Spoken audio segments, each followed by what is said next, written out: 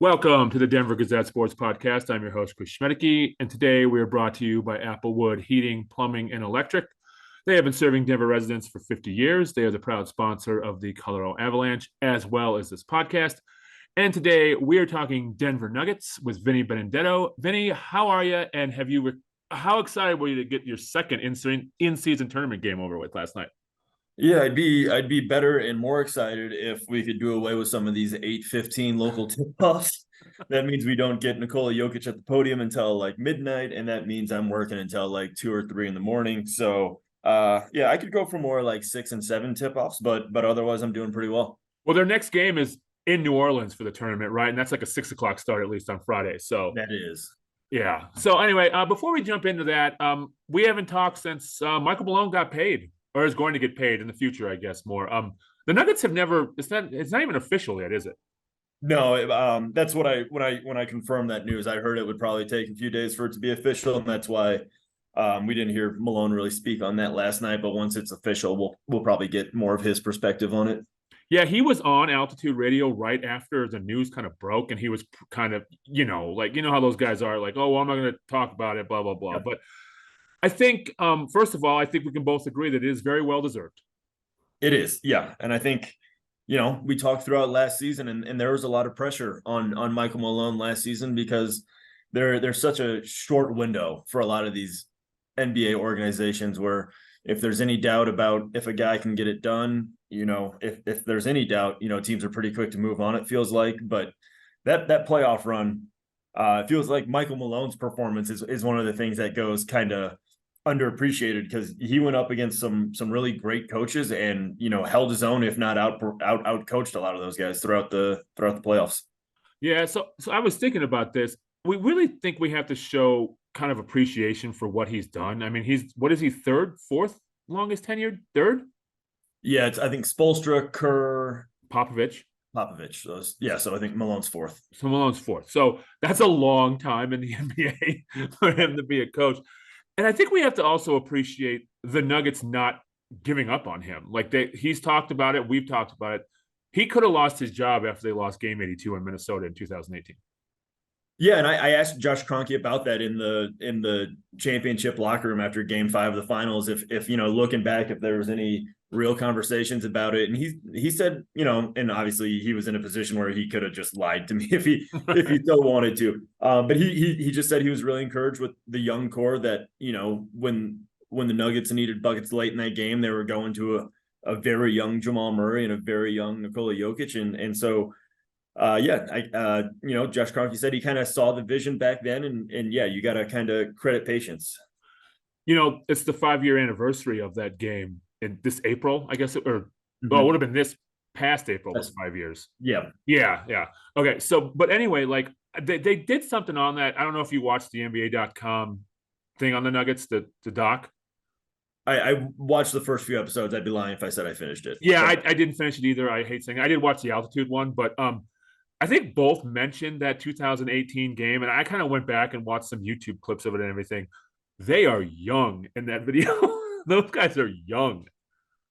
Yeah, that would have been what, like their I think it was second and third years in the NBA. Yeah. Yeah. So, I mean, they've come a long way. And I think right now, Malone is really facing a big challenge. This is what I want to ask you about is trying to figure out this bench. They're young. We saw some Jalen Pickett last night instead of Colin Gillespie. I think my biggest question is who's going to score on that group? I think the plan is for whoever can get out in transition and make a layup or dunk be the scorer. Because yeah, it's tough for that unit right now, and I think that's where you see like the Jamal Murray injury the most is with that second unit, because there are times where the best offense for that group is just kind of let Jamal cook.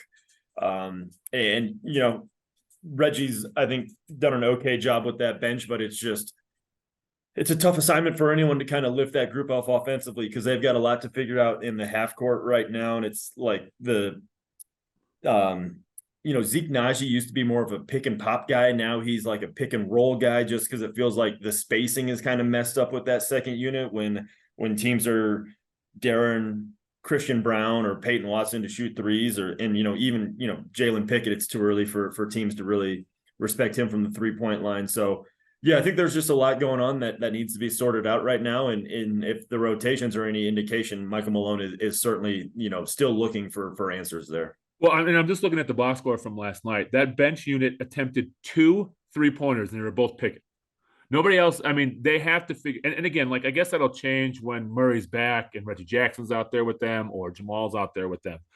But I mean, they have to have more shooting from that group, and that's why. I mean, Strawther didn't play again last night. He didn't play in Houston either, did he?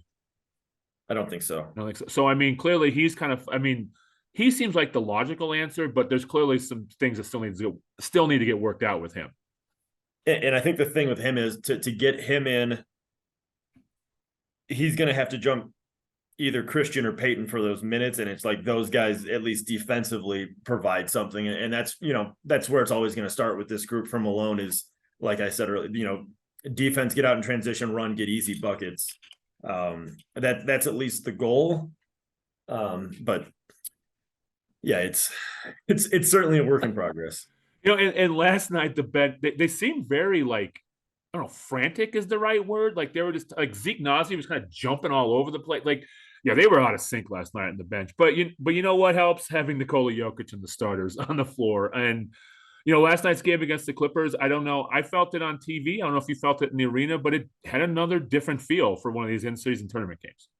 Yeah, and that's 2 for 2, I think, for in-season tournament games in Denver, feeling, a bit more important than usual. I think it probably helps that the first one against the Mavericks and this one against the Clippers, 2 teams that, I mean, the Mavericks, both, I guess, have pretty high hopes for this season. And so, I'm not sure if the game in New Orleans or Houston, the final 2 group stage games will come with the same kind of intensity. But so far in Denver, I think these games have been a success in terms of amplifying the importance of these early regular season / in-season tournament games. Yeah, I think you're right that last night helped that it was the Clippers, and you've had, they haven't won yet with Harden, and I think that definitely helped a little bit. But again, looking at the box score, like Jokic was great, but he shot 8 for 23. They're riding him a lot right now, and I think that's just going to have to be the way it is probably for a while. Yeah, probably for the next, couple of weeks before until Jamal Murray gets back. They just need so much from him offensively because they're playing in Murray's place. I guess this was the case when Murray was out there for the most part, but it's like they're splitting the minutes between the starting point guard and the backup point guard with the 4 other starters. And so when it's Colin Gillespie or Jalen Pickett out there playing with Jokic, it's like they're playing hot potato, just trying to get him back to Jokic as soon as possible. So he is really carrying a ton. At least, the minutes last night don't look too bad, just under 36. I mean, that's still pretty high, but I think in the past few games he's, played even more than 36. So I guess it's a good thing they've got today and tomorrow off before they get to New Orleans. Yeah, and so Aaron Gordon played 39, and so did KCP. So I mean, they're running those guys pretty ragged this early in the season. Yeah, and I think that might also be a testament to the importance of the in-season tournament. I think I'm not sure if they go that high on a just a regular season game. All right, so I want to talk to you about the Clippers a little bit because I don't think this is going to work for them. That's just my James Harden hate, but they're very much a team where it's like, oh, it's your turn. Oh, it's your turn. And I feel like the Nuggets have proved that doesn't work in today's NBA. Yeah, it certainly doesn't work against the Nuggets where, between Kentavious Caldwell-Pope and Aaron Gordon, they've got 2 guys who are becoming, Michael Malone has always said, he doesn't have firefighters. He doesn't have somebody who can, once a guy gets going, he didn't have guys who could go out there and slow somebody down who already has it going. But I think KCP and Aaron Gordon are kind of becoming those guys. You look at, Paul George had a really nice night last night, but KCP made it tough for him, I think, especially in the second half.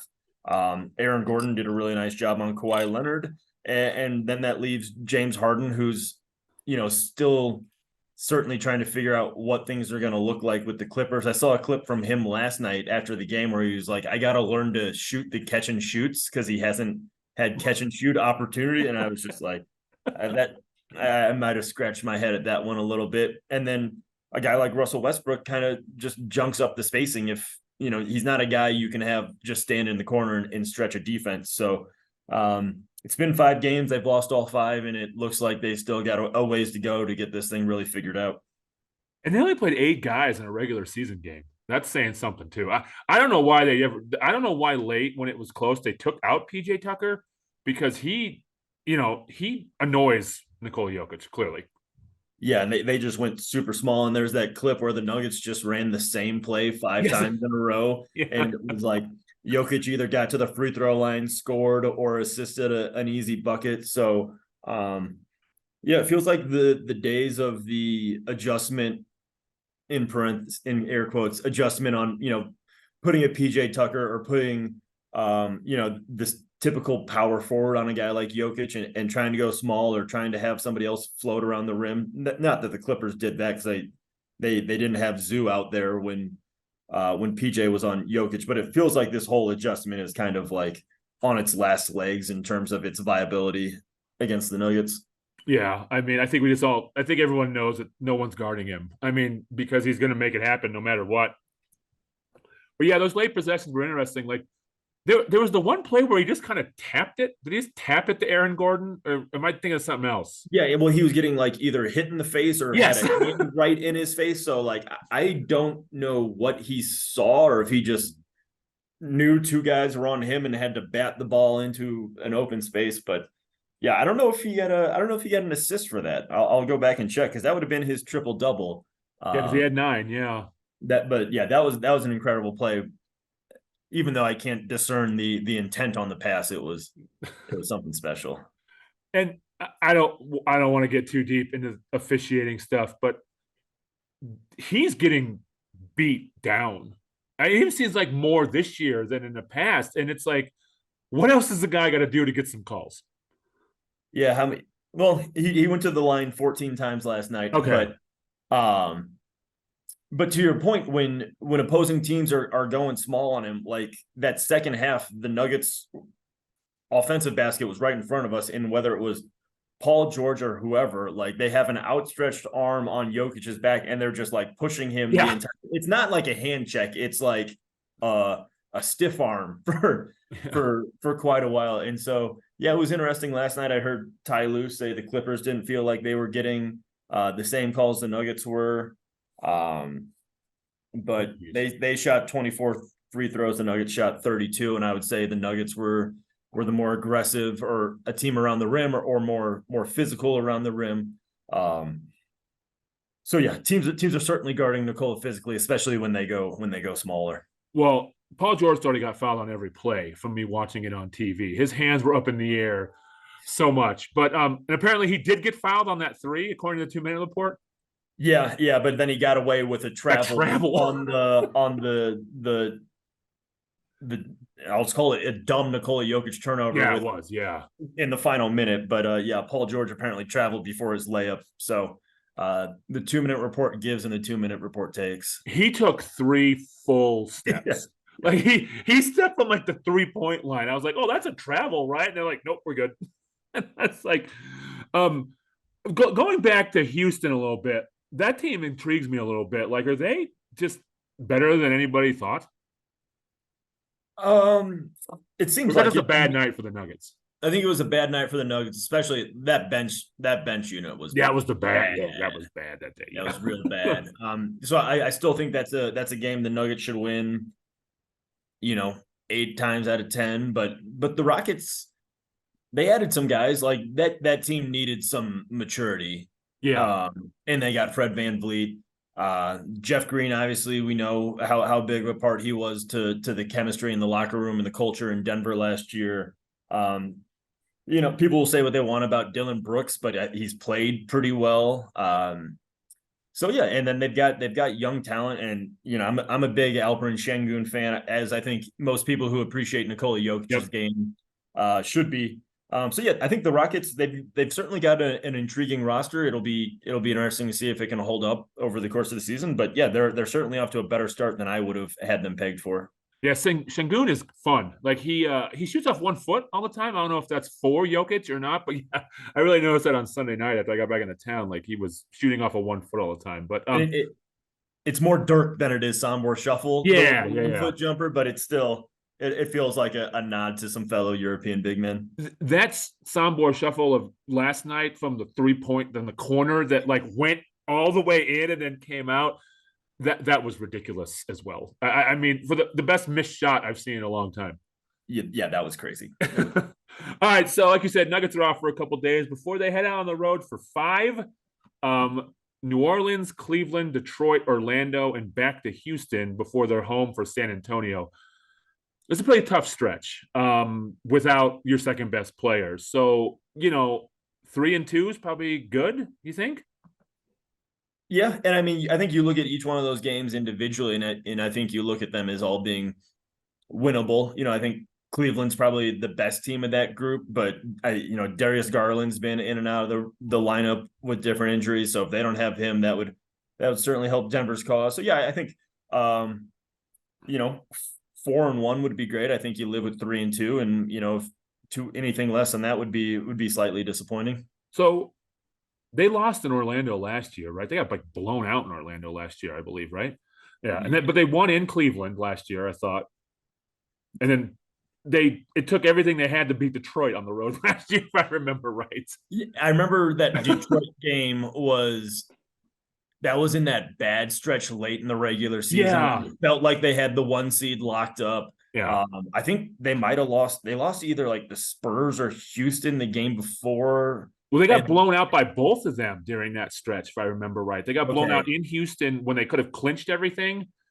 And then they got blown out by San Antonio and gave like 140 points or something like that. And then they had to scratch out a win in Detroit. So, yeah, I mean, all those, especially Detroit and Orlando feel like kind of young and up and coming teams. Like Jalen Duren is a guy for the Pistons who I'm a big fan of. And then the Magic, Paolo Banchero kind of broke out over the summer and I think had a pretty solid start to this season. So both those teams have some intrigue. But yeah, I think if the Nuggets go into this road trip with the right approach, I think 3-2 should be a pretty solid expectation. Yeah, this is what they get for having 7 of the first 11 at home. So it all evens out in the end. But and then the trip to New Orleans gives them trouble, but it seems like the Nuggets usually beat them.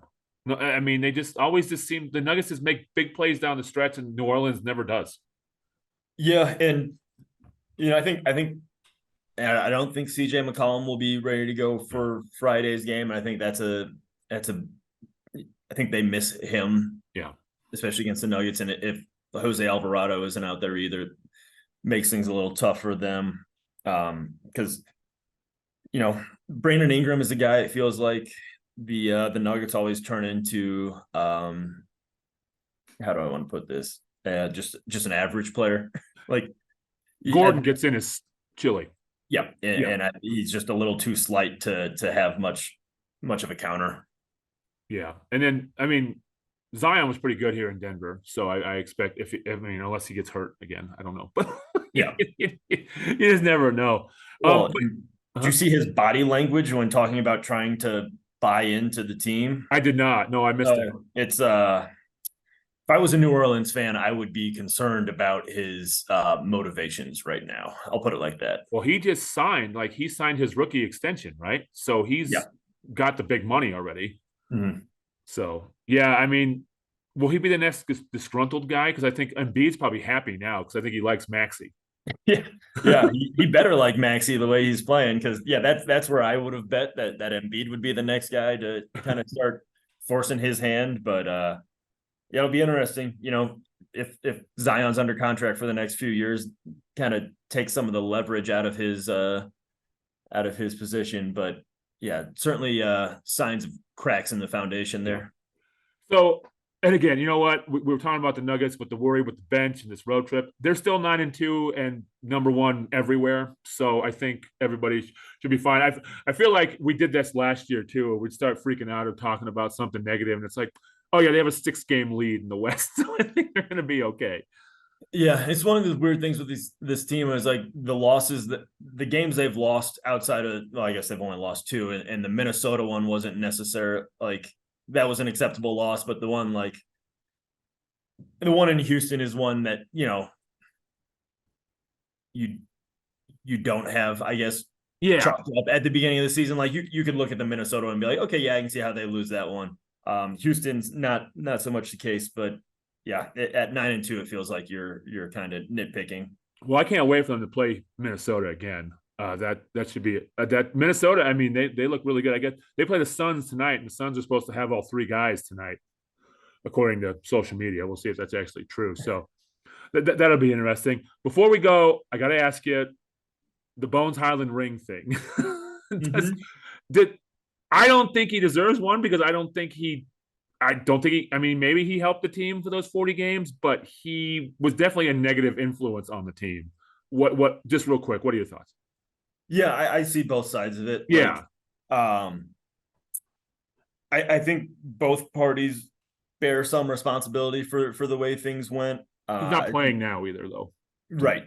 But I think just given the circumstances of his rookie year, no Jamal Murray, Monte Morris, I think, dealt with injuries that season as well. So I think the Nuggets had to allow Bones to play through some things that they otherwise wouldn't have tolerated. And I think that kind of carried over into his sophomore season where they were getting Jamal back. And, you know, it turns out Bruce Brown becomes a more than viable backup option at the point guard. So it just felt like they let Bones get away with some stuff they shouldn't have as a rookie. That carried into his sophomore year. And then, you know, he's always been a guy who wants to play and hasn't necessarily handled being out of the rotation well. And so, yeah, I didn't mean to cause a stir with I was in the Clippers locker room trying to talk to Paul George for that Reggie Jackson story because Reggie said Paul's one of his best friends and a guy who kind of helped him rediscover his love of the game.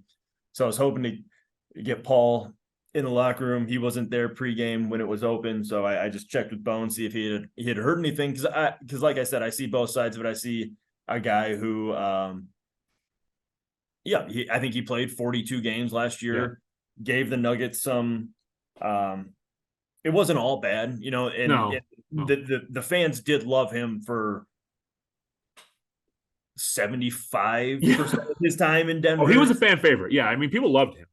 Yeah, and so I just and then I'd heard stuff, you know, in the immediate wake of the championship about Nuggets teammates asking Davon Reed about his ring size.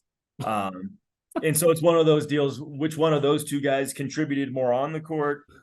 It's got to be Bones. Which one of those two guys is better in the locker room? It's probably Davon. So I just thought I'd ask, and you know, I wasn't surprised because I felt like we would have heard, you know, something about a ring ceremony for Bones a day or two before. But I just wanted to check with him, and doesn't appear that he'll be getting any jewelry. You know, was that Conley's last pick?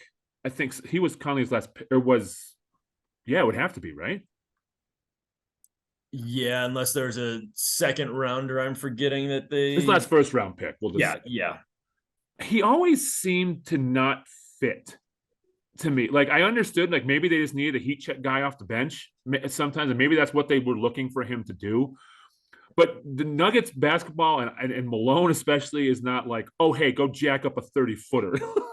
like that just, he always seemed like a weird fit to me. And I think, you know, that trade, I mean, it was essentially they got Reggie Jackson in that trade in the long run. They got the now roster. Seems great. Yeah. Yep. And I wonder if my timeline is right here, Jamal tears his ACL late in the regular season before that draft of 21. Yeah, April of 21.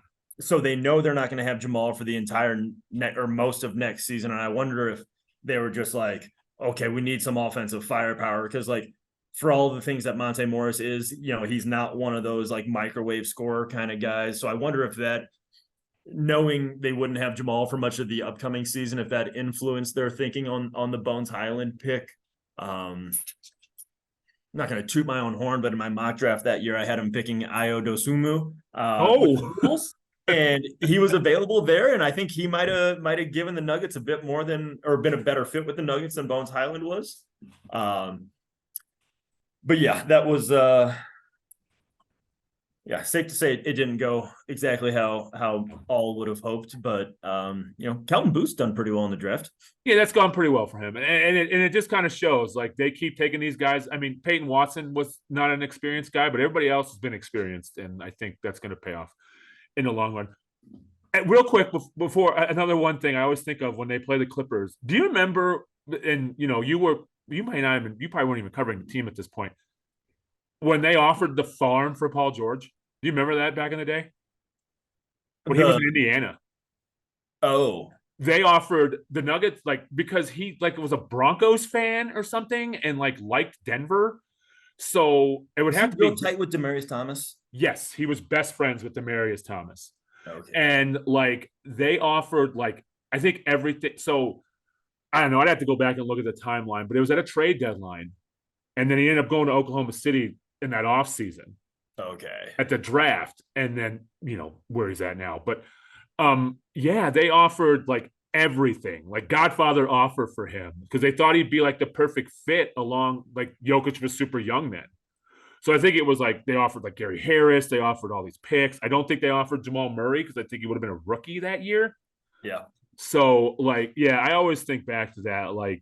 He would have probably been a perfect fit in a way, that kind of wing player, but yeah, we always knew he wouldn't have ended up staying. And I guess he told the Pacers, I'm not going to sign there, so don't worry about it.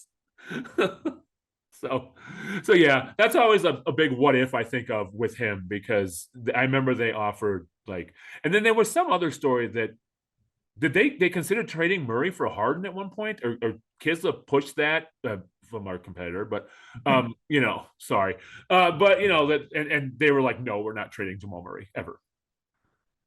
Yeah, I think Paul George would have been, if you think about this core with Jamal, Joker, and Paul George. Oh man, yeah, that is that works at least in my brain. It works in everybody's brain. James Harden, and Joker. I don't know about that one. Yeah, and then now that I'm going down the trade roads here because I just remember them also trying to get Jimmy Butler on a draft day too when he was in Chicago. And that was another thing where I think they were well, we want Jamal Murray, and Conley's no. So, and that's all worked out. The Nuggets have a title, and none of those other guys do. I mean, it's just, it's just the way it goes. All right, that's NBA trade flashback talk. Sorry. All right. Vinny, thanks for coming on. Make sure to subscribe to this podcast on Apple and Spotify. Make sure to read. Vinny's got a cool story on Jalen Pickett up at denvergazette.com today. It's good stuff. It'll be interesting to see if he plays on Friday or if they go back to Gillespie. That'll be interesting. So, yeah, go to denvergazette.com for all of that. And, Vinny, we will catch up again next week. Sounds good. Thanks, Chris. Thanks.